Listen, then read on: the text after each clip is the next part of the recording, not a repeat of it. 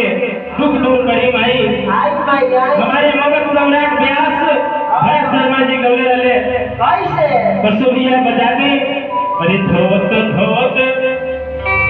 ये धुन बड़ा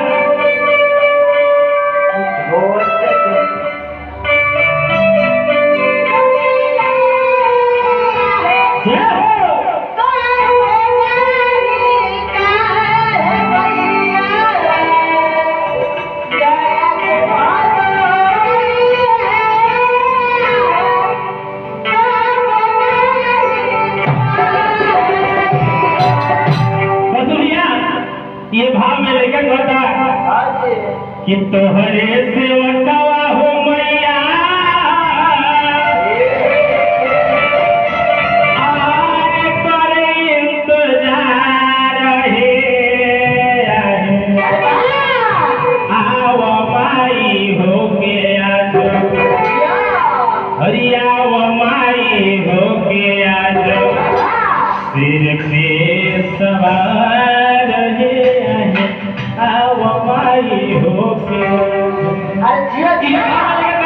तोहरे सेवकवा हो मैया तोहरे सेवकवा हो मैया तोहरे इंतजार है आव माई हो के आज आव माई हो के आज दिल पे सवार है आव माई हो के आज दिल पे सवार है आव माई हो के आज तोहरे सेवकवा हो मैया तोहरे इंतजार है तोहरे सेवकवा हो मैया तोहरे इंतजार है आव माई हो के आज तेरे प्रिय आव माई हो के आज तेरे प्रिय सवार है आव माई हो के आज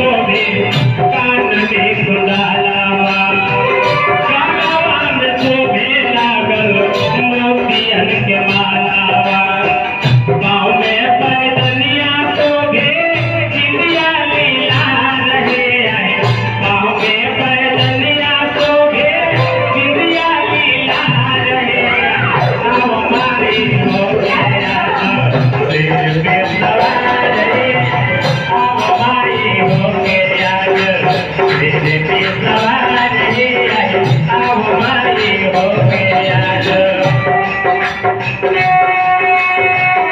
क्या बात है क्या बात है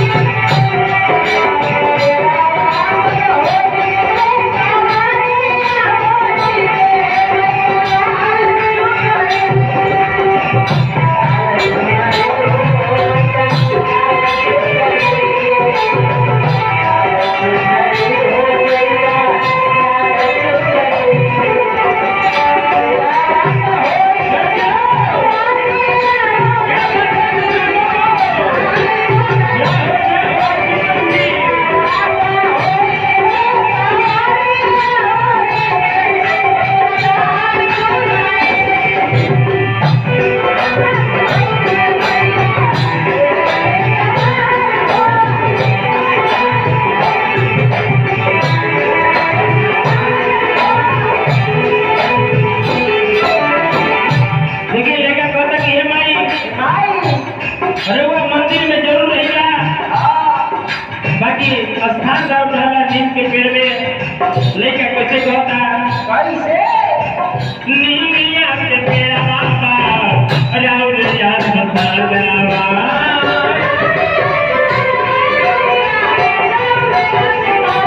ये समक डोरी लागल सोन के सिंदूरवा